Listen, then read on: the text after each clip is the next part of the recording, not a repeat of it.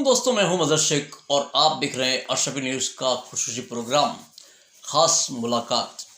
दोस्तों, आज हमारे खुसूसी मेहमान हैं सेंट्रल वक्फ काउंसिल के एक्स मेंबर जनाब एडवोकेट इकबाल शेख साहब। वक्फ की मिल्कियत को लेकर मुसलमानों में 90% बिल्कुल भी बेदारी नहीं है। वो नहीं जानते कि वक्फ क्या है और वक्फ की मिल्कियत क्या है। वैसे देखा जाए तो तीसरे नंबर पर वक्फ की मिल्कियत हिंदुस्तान में आती है, लेकिन सच्चर कपोटी के रिपोर्ट के हिसाब से हम देखें तो मुसलमानों की पिछड़ेपन में वो एक नंबर पर हैं। अगर वक्फ का सही तरीके से इस्तेमाल किया जाए तो मुसलमानों को किसी के आगे हाथ फैलाने की कोई ज़रूरत नहीं पेश आएगी।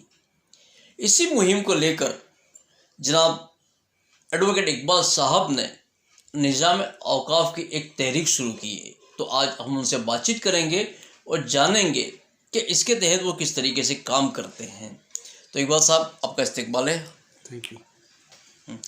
इकबाल साहब, आप जब वक्फ काउंसिल में थे, सेंट्रल वक्फ काउंसिल में, तो हिंदुस्तान के ताल्लुक से आप बताएंगे कि वक्फ की मिल्कियत कितनी है और कहाँ कहाँ पर है।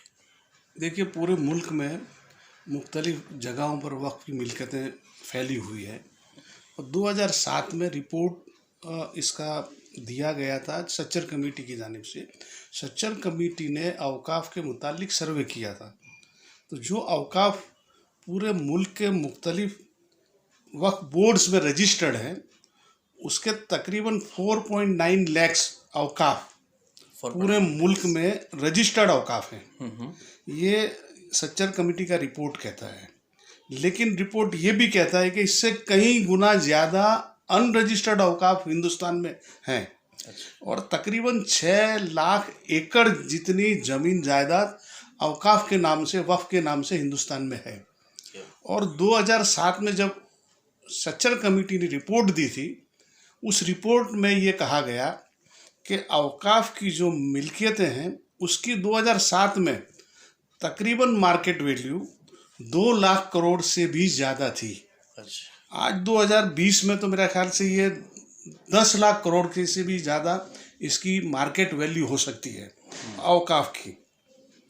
और वो बहुत बड़ा शॉकिंग सर्वे वक्त के मुतालिक दिया था सच्चर कमेटी ने। उसने ये बताया कि अगर सही तरीके से औकाफ का मैनेजमेंट हो, सरकारें भी उसको लेजिस्लेशन में कानूनी बैकअप दे, एडमिनिस्ट्रेटिव बैकअप दे, उसमें भी अगर ज़्यादातर गवर्नमेंट और लोगों का इसमें साथ और बेदारी हो, तो ये औकाफ की जो मिल्कत है इसकी सालाना आमदनी तकरीबन 20,000 करोड़ से ज़्यादा हो सकती है। उस वक्त 2007 का असेसमेंट ये सच्चर कमेटी का, यानी आज तो ये 50,000 करोड़ से भी ज़्यादा हो सकती है अगर इस मिल्कतों का औकाफ का सही एडमिनिस्ट्रेशन हो, उसका सही यूटिलाइजेशन हो, प्रॉपर यूटिलाइजेशन हो और उसको डेवलप किया जाए। और बड़ा शॉकिंग सर्वे है कि जब हम ये असेसमेंट देखते हैं कि उसकी आमदनी 20,000 करोड़ होनी चाहिए, लेकिन ऑन रिकॉर्ड सिर्फ 163 करोड़ रुपए की आमदनी ये पूरे मुल्क से औकाफ की आती है। तो हम ये चाहते हैं कि लोगों में बेदारी आए, लोग वक्फ की मिल्कतों की हिफाजत करें, उसे डेवलप करें, उसका सही मैनेजमेंट करें। और ज़्यादातर औकाफ की मिल्कतें हैं वो नाजायज़ कब्ज़ों में हैं या बहुत ही कम रेंट पर दी गई है, उसकी मीगर इनकम है, कोई इनकम नहीं है। और जो वक्फ का जो पर्पज़ है, वक्फ के कानून के तहत और इस्लामी लॉ के तहत भी, कि जो वक्फ की आमदनी है वो पायस, चैरिटेबल और रिलीजियस पर्पज़ के लिए इस्तेमाल होनी चाहिए। यानी हम अपने दीनी और दुनियावी एजुकेशन में इसकी आमदनी को लगा करके हमारे बच्चों को अच्छी तालीम तरबियत दे सकते हैं। पायस काम के लिए भी, रिलीजियस काम के लिए भी इसकी आमदनी का इस्तेमाल हो सकता है। और हम हेल्थ एजुकेशन में, हेल्थ सेक्टर में, पढ़ाई में और गरीबों की गुर्बत दूर करने में, जिसे कहें अनाथ बच्चों के लिए और शादी ब्याह, जो गरीब और लड़कियों की शादी ब्याहों के लिए और बहुत से पायस काम में इसका इस्तेमाल, इस आमदनी का इस्तेमाल हो सकता है। हमारे मुअज्जिन, हमारे इमाम साहबों को भी हम अच्छी तनख्वाह दे करके अच्छे मुदर्रिस ला सकते हैं, अच्छा एजुकेशन, रिलीजियस एजुकेशन हम इसकी आमदनी में से दे सकते हैं। लेकिन अफसोस की बात है कि सबसे ज़्यादा अगर इसका गैर इस्तेमाल हो रहा है औकाफ का, तो वो हमारे मुसलमानों की तरफ से ही हो रहा है। ज़्यादातर नाजायज़ कब्जे भी हम ही ने कर रखे हैं। और ये जो वक्फ की जो मिलकतें हैं, इस्लामी कानून शरई एतबार से भी ये खुदा को दी गई हुई मिलकतें हैं और खुदा का एक बार उसका मालिक हो जाना, खुदा का मालिक होना, उसके बाद उसका कोई मालिक नहीं हो सकता। और मुतवल्ली हजरात हैं वो इसका मैनेजमेंट करते हैं। तो खुदा की मिलकतों का मैनेजमेंट मुतवल्लियों के सिर पर है। लेकिन बहुत अफसोस की बात यह है कि हम अच्छी तरह से खुदा की मिलकतों का मैनेजमेंट नहीं कर सकते हैं और उसे बर्बादी की तरफ ले जाते हैं।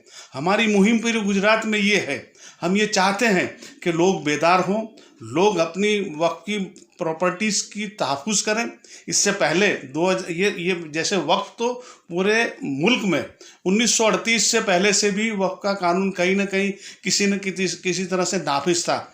लेकिन 1954 में एक कानून बना, वक्फ एक्ट। उसके बाद पूरे मुल्क में 1995 में यकसा तौर पर वक्फ एक्ट लागू हुआ, लेकिन उसका प्रॉपर इम्प्लीमेंटेशन नहीं था। 2013 में उसमें तरमीम किया गया। जैसे उसमें एक ख़ास जो अमेंडमेंट आया वो ये है, जो शरीयत भी हमारी ये कहती है कि एक बार वक्फ जो खुदा के नाम हो गई वो किसी के नाम नहीं हो सकती, उसका मालिक खुदा किसी और कोई हो नहीं सकता। लेकिन वक्फ की प्रॉपर्टीज़ वक्फ बोर्ड अपने साथ या ट्रस्ट वाले मिल करके मिली भगत से बेच दिया करते थे। बिकती थी मिलकतें, बहुत सैकड़ों, जिसे कहें लाखों करोड़ों रुपए की मिलकतें इसी तरह से पानी के मोल से बेच दी गई। लेकिन 2013 में ये अमेंडमेंट हुआ और वक्फ की प्रॉपर्टीज़ 2013 नवंबर के बाद से बेची नहीं जा सकती। तो ये कानून तरमीम हुआ है। और 2014 में पहली बार लीज रूल्स नाफिज हुए और वो लीज रूल्स के तहत ये कानून बना कि जो वक्फ की प्रॉपर्टीज़ है, उस वक्फ की प्रॉपर्टीज़ का रेंट है वो तय किया गया कि वक्फ की प्रॉपर्टी की जो भी बाज़ार वैल्यू है, अगर रेसिडेंशियल है, अभी लेटेस्ट अमेंडमेंट के हिसाब से लीज रूल्स में ये है कि उसकी मार्केट वैल्यू का 1% से कम किराया नहीं ले सकते।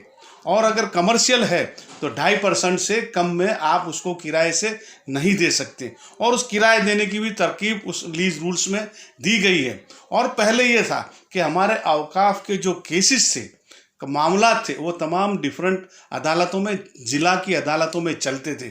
लेकिन वो वहाँ बहुत ज़्यादा और किस्म के भी केसेस के होने की वजह से वक्फ की जायदादों के केसेस चलते नहीं थे और वक्फ को बड़ा नुकसान होता था। 2013 में जो अमेंडमेंट आया, उस अमेंडमेंट के तहत एक वक्फ की ट्रिब्यूनल बनाई जाती है और वो वक्फ की ट्रिब्यूनल में 3 मेंबरान उसके होते हैं। और वो मेंबरान में एक मेंबर जो होता है वो क्लास 1 अफसर होता है गवर्नमेंट का, मुसलमान होता है वो। और एक हमारी सोसाइटी में से उसको अपॉइंट किया जाता है जो इस्लामिक लॉ और वक्फ के कानून का माहिर हो।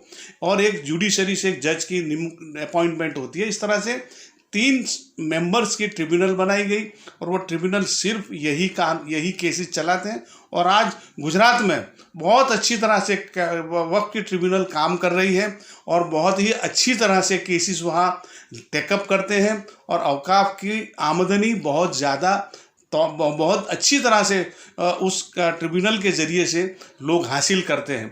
कि जिस तरीके से आपने बताया कि सच्चर कमेटी ने जो बताया था कि इतनी ज़्यादा इनकम है और आपने बताया कि इनकम सिर्फ इतनी हो रही है 163 करोड़। हाँ, तो इसका जिम्मेदार खासकर कौन है? देखिए, ये जो सच्चर कमेटी ने कहा कि आमदनी कम से कम 20,000 करोड़ सालाना होनी चाहिए, उसके सामने सिर्फ और सिर्फ 163 करोड़ रुपीस हम लेते हैं। उसके पीछे जो जिम्मेदार हैं वो सबसे ज़्यादा जिम्मेदार हमारे ही लोग हैं, गवर्नमेंट्स भी हैं, गवर्नमेंट्स ने भी इस तरह के कानून आज तक नहीं बनाए और वक्फ बोर्ड को पावर्स नहीं दिए, सेंट्रल काउंसिल को पावर्स नहीं दिए थे और कानून अच्छी तरह के न होने की वजह से और हमारे मुतवल्ली हजरात ने इसकी तरफ तवज्जो नहीं दी और हमारी सोसाइटी ने भी, मुसलमानों ने भी, हमने भी सबसे ज़्यादा अगर किसी को निगलेक्ट किया है तो अपने औकाफ को निगलेक्ट किया है। तो जिम्मेदार हम सबसे ज़्यादा हैं, मुसलमान जिम्मेदार हैं, सरकारें जिम्मेदार हैं। अच्छा, कांग्रेस की जब हुकूमत थी उसमें और भारतीय जनता पार्टी की जब सरकार आई है, ये दोनों में वक़्फ़ में क्या फ़र्क महसूस हुआ है? देखिए, सबसे पहले मैं आपको बताऊं कि 2013 में यूपीए गवर्नमेंट थी, उसने इम्पोर्टेंट अमेंडमेंट्स 2013 में 47 सेक्शंस में तकरीबन कम से कम 47 सेक्शंस में अमेंडमेंट किया है यूपीए की गवर्नमेंट ने और वो बहुत ही मुफीद और बहुत ही काम, जिसे कहें वक्फ के लिए बहुत ही यूज़फुल अमेंडमेंट किए गए हैं। जैसे एक लीज रूल्स बना और उस वक्त लास्ट में मैं आपको बताऊं, एक जो वक्फ की प्रॉपर्टीज़ है उसको डेवलप करने के लिए एक नवाड को, नेशनल वक्फ डेवलपमेंट कॉरपोरेशन नाम की इंस्टीट्यूशन, जिसके 500 करोड़ की कैपिटल से बनाने की घोषणा हुई थी, बनाया भी गया था। वो शुरू की हुकूमत में अच्छी तरह से काम किया उस नवाडको ने, नेशनल वक्फ डेवलपमेंट कॉरपोरेशन ने, लेकिन इस हुकूमत के आने के बाद वो बिल्कुल, जिसे कहते हैं ना कि बिल्कुल, जिसे कहते हैं ख़त्म हो गया। वो नवाडको का कोई एग्जिस्टेंस जैसा सिर्फ कागज़ पे है अभी। तो जिसे कहें कि सरकारों की जो बेदरकारी है, वक्फ बोर्ड्स को जो ग्रांट देनी चाहिए वो नहीं दी जाती है।